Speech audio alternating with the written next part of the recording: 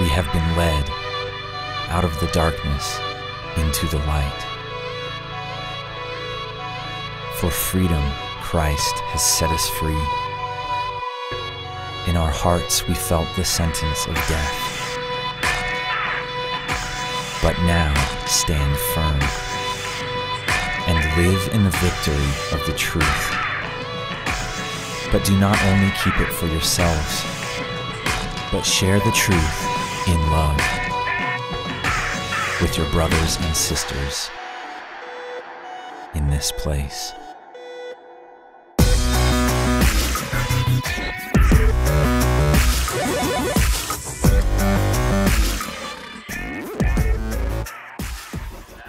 We are finishing our series, Take the Land, tonight. And so towards the end, I'll sum up kind of what we did in this series and kind of what we're going to do going forward with it. But tonight, we're just going to get right into it. I'm hoping that when you leave this room tonight, that you will be a person that gives second chances. You'll be a second chance giver. Okay? Because really, if we want to take the land, it starts with giving people second chances. That's where we're going to see that radical life change that I've been talking about over the past couple of weeks. So with that in mind, let's pray. God, we just thank you. And just in worship, God, that I'm so thankful that you've given us that song to just be our anthem. Just the pictures that you bring to my mind, and I'm assuming everyone else's, God, of an awakening that you want to do in this city is powerful. And so we tried to put that on paper with our sign here, and it's, as much as I love our sign, what you showed me when I'm worshiping to that song is just so much greater than what we could imagine, what we could come up with. And so, God, that's what this series has been about, and that's why you've led us to do this. And so, just with all of that in mind, God, would you just speak to us tonight? How can we take this vision of seeing people awakened to the light of who you are? How can we take that vision to the next level? How can we really implement it in our lives? What simple changes can we make to ourselves, our character, our behaviors that will implement what you want to do in this city? God, would you just let your Spirit speak to us tonight? For those of us that don't totally know where we're at with you, God, can we just experience your love, your grace tonight? We can't give second chances until we have one ourselves. God, will you give us a second chance tonight? Can we know who you are and what you've done on the cross tonight? God, we thank you so much. We love you in Jesus' name. Amen. All right, so first things first, before we get started, Ryan, will you do me a favor? Yeah. You know the little, or actually I'll ask Mark. Mark, do you know that little black table right out there? Is it up there? No, not that one. It's a big table. Little black table. It has the little earbuds on it. Will you just bring me the table? Okay, because I got a lot of stuff going on here, so I need another table. So I can, this. Put one of these right here. Perfect. Give it up for Mark, everybody. Yeah, Mark! Mark is awesome. I'm so glad that he's here. Nice And he has a beard that makes us all just envious. Okay, so let me get to the right page in this before we get started. How you guys doing? I already asked this, but I want to know again. How you guys doing? Great. Good. Felicia, you good? Kind of tired? That's okay. Hey, everyone scream at Felicia right now. Just at the same time.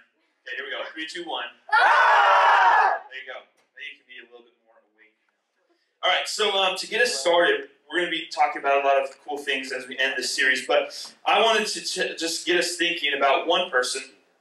You can think of more, but just try to think of one person who you just totally messed up that relationship. Okay?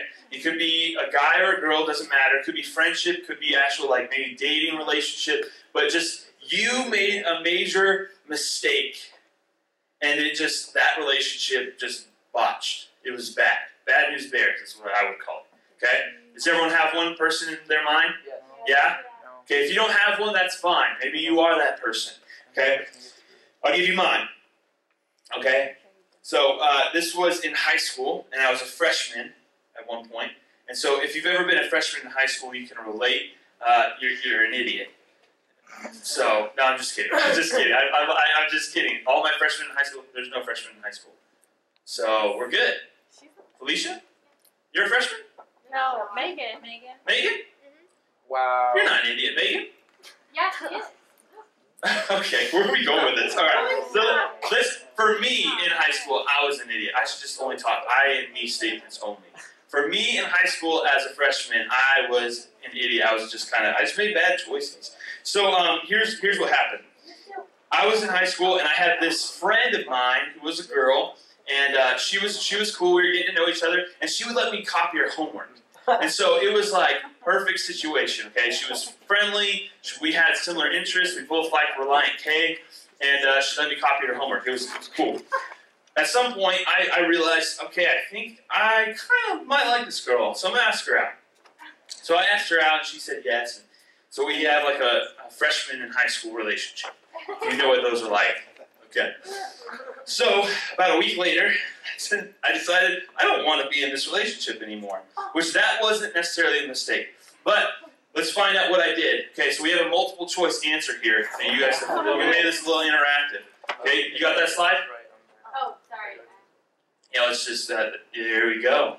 Okay, so did I A, break up with her in person? I know the answer. B, break up with her and try to stay friends? Or C, break up with a text message? C? B and C? C, is that your final answer? C? C. B. C is the correct answer.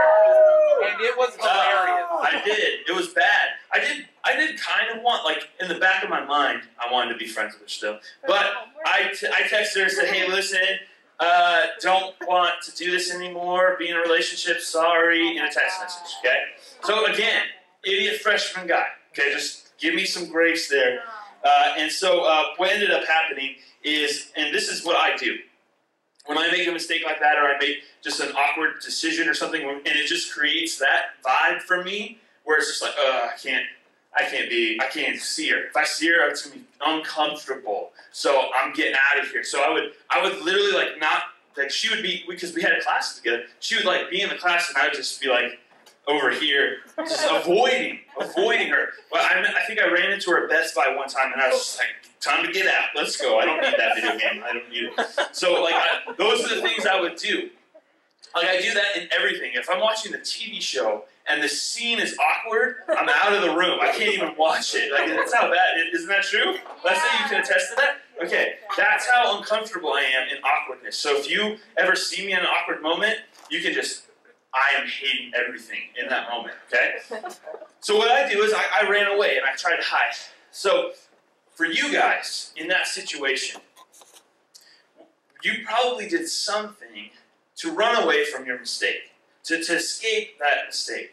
Now, I'm going to give a quick disclaimer. I had my message all prepared, but then we, as a church leadership team, are going through this book called The Emotionally Healthy Church. And so I kind of reworked some of this because I thought it was really it related so much to what I had already written. So I kind of stole some things from this book, and I would encourage you to read it. But here's the 3 things that we do when we face a mistake in our life. Okay? We flee, like I just did in that situation. I was avoiding her. So we flee. Number 2, we fight. In fact, can we get that on the screen? Yeah, I was going to, but I was like, yeah, you're good. Put it on. Okay, so we fight, we flee, and then 3rd is we free. So fighting, that's when you just get angry. That's when you justify your mistake. You know you did something wrong, but you're like, you know what? I'm just going to have to fight through this one. Yeah, I know I punched that person, but they deserved it. You fight, you argue, you get angry, you get bitter. That's what you do in trying to avoid dealing with the actual mistake you made. Fleeing is, like I said, it's avoiding. It's just bailing on the situation, bailing on the relationship, bailing on the family, bailing on the job, bailing on whatever. Because you don't want to avoid the mistake, or you do want to avoid the mistake, sorry. And then lastly, freeze is just detaching. It's going into this depression mode. I'm just not going to deal with any of it. You know, it's not fighting, it's not fleeing, but you just totally zone out of the situation.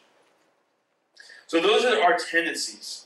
And in all three, what we're actually doing is we're just trying to escape the mistake. In fact, fighting and freezing, in my opinion, are just versions of fleeing. Ultimately, we're just running away from our mistake. Now, what does this have to do with take the land? Okay.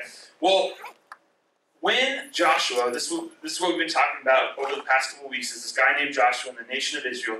When God says take the land, and they do, God implements like this whole process to deal with those people that are running from their mistakes. See, when we run from our mistakes, what we're really looking for is refuge. When we run from our mistakes, what we're looking for is refuge. It's a place that we feel safe in. In fact, I think we have a definition of that, of refuge. Can we put that on the screen too? No. No? We don't have that? No. All right. Why don't you, just pause real quick. Why don't you make it bigger so you can see? No, it is bigger. I made it bigger. I'm just double checking. Okay, cool. All right. Me and Felicia, we work well together, so that's why I'm talking to her. So basically, the definition of refuge is just a place to feel safe, a place to avoid pursuit. It's a place to avoid pursuit. It's a place to feel comfortable. It's a place to be understood. It's a place to receive peace. It's a place to get that second chance.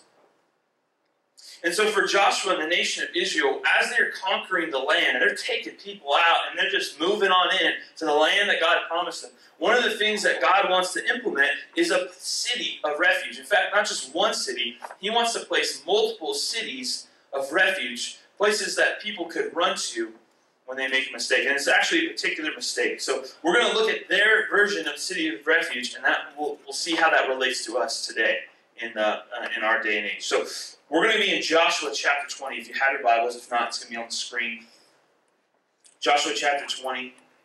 This is ESV, so I'm going to read it from the actual Bible. So, then the Lord said to Joshua, "Say to the people of Israel, appoint the cities of refuge, of which I spoke to you through Moses." So this is a plan he established with Moses in Deuteronomy. So if you want to go back and read, you can do that. Verse 3. "That the manslayer who strikes any person without intent or unknowingly may flee there. They shall be for you a refuge from the avenger of blood." It's intense. "He shall flee to you one of these cities and shall stand at the entrance of the gate of the city and explain his case to the elders of that city. Then they shall take him into the city and give him a place, and he shall remain with them. And if the avenger of blood pursues him, they shall not give up the manslayer into his hand, because he struck his neighbor unknowingly and did not hate him in the past. And he shall remain in that city until he has stood before the congregation for judgment, until the death of him who is high priest at that time. Then the manslayer may return to his own town and his own home, to the town from which he fled." All right. So you're kind of like, what is the manslayer and the avenger of blood? Those are pretty cool names. You could nickname your car that, or your knife set. I don't know. I don't know what you nickname your dog. I don't think you want your car to be manslayer.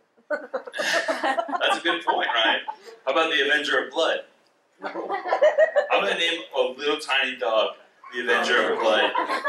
Okay, so let me just talk through that. What is that? Okay, what are those things? So the manslayer is talking about a guy who killed someone without intent.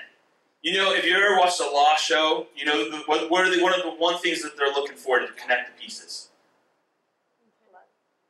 They're trying to connect the dots. They're trying to connect the clues to the murderer, who they think is the murderer, the suspect. What is the word? Evidence. Not evidence. Motive. Thank you. You're going to be in law. All right. They're looking for motive. If there's no motive, you can't really win a case in trial. So they're looking for the motive. Why did that person kill that person? So what this is talking about is someone who does not have a motive. They unknowingly killed someone. So maybe an accident, or maybe just in the moment of something happened, but it wasn't premeditated. You know, because what Jesus says is if you hate someone in your heart, then you've already murdered them. That's pretty intense. We're not going to go into that, but just let that sit in your mind for a little bit. When you hate someone, oh, gosh, I just wish they weren't here anymore. That's like you killing them. So just keep that in mind. But this is this was not purpose. I didn't mean to. It was an accident. That kind of situation is the manslayer unknowingly killing someone. But because this is old Jewish law in the time, what was the main law for justice? Eye for an eye. You killed him, you get killed, whether it was an accident or not. So what they would do is they would pick like a brother of the guy who died, or a family member of or a close relative or something, and they would become the avenger of blood. And so they would hunt down that person and take him out. And that was the system. You make a mistake, you get punished. That's it. And so early on, even in the Old Testament, God wasn't content with that system. So he implements these cities of refuge, where the manslayer could go and they could flee to this city and they can have their case heard. This is due process. This is trial by jury. This is what we have in today. We think our system is so great, but it started way back then with God in the nation of Israel. Maybe you don't think our system is great, but that is what God implemented. It was a place for someone to flee to when they made a mistake. But not only that, God wasn't just content with that system, but he wanted to model that. And he modeled it in the life of Jesus. You see, the city of refuge became an actual person. And so the things that we found in the city, things like rest, things like security, we can find in Jesus. So let me give you a couple verses. We have Matthew 11:28. This is probably one we all know since this is kind of our theme as Oasis, but it says, "Come to me, all who are weary and burdened, and I will give you rest." See, that's what they found in the city of refuge. They got a place to stay and be heard. And so in Jesus, we have a place to rest. We have a place to bring our burdens, bring our mistakes to, and he will give us rest. We have Hebrews chapter 4, verse 15 through 16. "For we do not have a high priest who is unable to sympathize with our weaknesses, but one who in every respect has been tempted as we are, yet without sin. Let us then with confidence draw near to the throne of grace, that we may receive mercy and find grace and to help in time of need." So if you want to be understood, if you want to receive empathy, man, Jesus he understands. Why does he understand? Because he dealt with it. Because he went through our weaknesses when he became human. So he knows. He knows what we've been through. He knows what it's like. And so he can understand. And then I just want to lastly point out with this and just things that we read about Jesus is just that second chance. When we come to Jesus, that's what he did when he went to the cross. He said, "I know you made mistakes. I know you messed up. But I'll give you a second chance. And my second chance, it lasts forever. So that means when you mess up the next day, I'm still going to give you another chance." And that's what he did by going to the cross. He took on our mistakes and gave us refuge. He gave us the opportunity to run to him, to flee to him, to find rest, to find understanding, to find peace, to find it all. Jesus had been trying to give me a second chance for most of my life, but it wasn't until I was 16 that I got it. And I've probably told this story a bunch of times now. But I can remember driving home from school and just knowing in that moment, I got a text message that just made it click that Jesus was trying to give me a second chance at life. That all the mistakes that I had been running from and fleeing from, and just I had fought certain ones and I had ran away from certain ones, and some of them just made me freeze up and made me depressed, all of that. Just trying to escape to the wrong things. I was able to just give to Jesus in that moment and find my second chance. I've been working at the Las Vegas Rescue Mission. And that place, if you don't know, it's a recovery program for those that are dealing with addictions. That could be drugs, substance abuse, it could be alcohol, it could be gambling, it could be just sexual addictions. It's pretty wide, the scope of who they let in. Most of them are dealing with like homelessness, a lot of legal problems, just a whole bunch of stuff. And what I've come to realize about them is, they've been escaping either their mistakes or someone else's by running to the bottle, by running to alcohol, by running to drugs, by running to whatever addiction that they have. But the reality is we're not that different. That's the main thing I've come to realize. I'm no different than these people. I run to maybe they're not as physically or reputationally, I don't know if that's a word, damaging as their stuff, but me running from my mistakes is just the same as what they do. Not dealing with and taking this to Jesus and receiving that second chance. We're just searching for refuge when it's all to be found in Jesus. So how does that relate to take the land? Well, I believe if we really want to take the land, just like when God gives Joshua this idea of cities of refuge, in the middle of him conquering lands, he said, hey, I want you to implement this system. It's the same for us today. As we go into Las Vegas, you guys with me? As we go into Las Vegas to take the land, to bring what God had intended to our city, it starts by being cities of refuge ourselves. It starts by us being second chance givers. By being the people that have others run to them because they know we're safe. Because they know that they'll be understood. Because they know that we won't judge them. So much of our brothers and sisters in Christ aren't even anywhere close to this idea of being a city of refuge, of being a second chance giver. So I want to ask you some questions. Just get yourself thinking about you.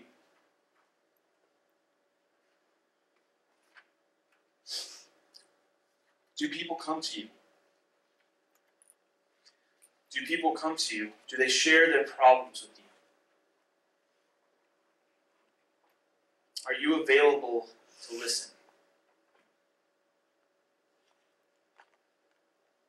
Are you open to comforting others? Can you, this is a good one, can you alleviate people's burdens?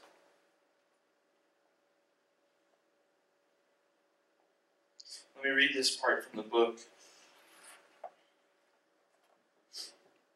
People are desperate to be with others who will incarnate God's love in a practical way, who can do what the Father does in this painting. Embrace, love, empathize, be present, and forgive freely. The painting is referencing, it's a couple pages ago. It's a painting depicting the prodigal son.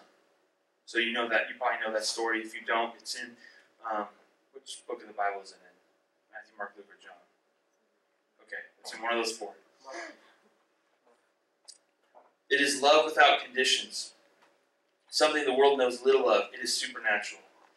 Once I began this shift to sharing and leading out of my vulnerabilities, many more people found they could trust me. Why? There was nothing they could say that could surprise me. You know when someone comes and talks to you and you react and you're shocked, that's what it's talking about. That's judgment. When you react. When you're shocked, that's judgment. So nothing they could say could surprise me. They could sense it. I related to everyone's heart that was an abyss. How? I had begun to know my own. My struggle is not with my sexual orientation, yet I can empathize with those in our congregation who do. I do not have a mentally challenged child, yet I can relate with those who do. I did not spend 20 years on heroin on the streets contracting the HIV virus, yet I understand. I have not raped or murdered or committed adultery with my body, but I know the murder and adultery of my own heart. The point he's making, and what I want to just bring it in, and I'm going to close in a second. is he's living out of his brokenness. He's living out of the fact that I am saved purely by grace and what Jesus has done for me, and the fact that I can run to him and find refuge. That's the only reason I'm here. And that's my ability to understand others. It's not because I'm just I understand the culture. It's not because I have all of these skills. It's not because I'm competent in this area. No, it's just because I know the abyss of my own heart. I know the darkness I'm dealing with, so I can understand. That's what we're called to. To be a city of refuge, to be a second chance giver. It's because you know that you've received a second chance. That's what enables you to give out more. Because you've experienced Jesus and the peace and the understanding and the comfort and the safety of being with him, that you can extend that to other people. My challenge for us tonight is to be that city of refuge for Las Vegas. If we want to see us take the land and see that starts with radical life change. Radical life change starts when we become cities of refuge for people to run to. You with me on that? So young adults, stop. And I say this with love because I'm with you in it. Okay? I'm with you. I'm right there. I'm the worst of the worst when it comes to this. Stop prioritizing your advancement over people. Stop prioritizing what your next step in life is over people. And what I mean is, I'll give you mine. I'm only thinking about graduating college. I'm only thinking about getting married. I'm only thinking about my career and what I'm going to get paid to do. Stop thinking about your advancement and be refuge to the people. Students, stop prioritizing your reputation over people. Stop worrying about what people are thinking about you. And be refuge to the hurt and broken people in your school and your family and your friendships. Stop worrying about what you look like and who's cool with you and who you're friends with and what you wear. And start being refuge to the people that you surround yourself with. Close your eyes with me. I'm going to pray.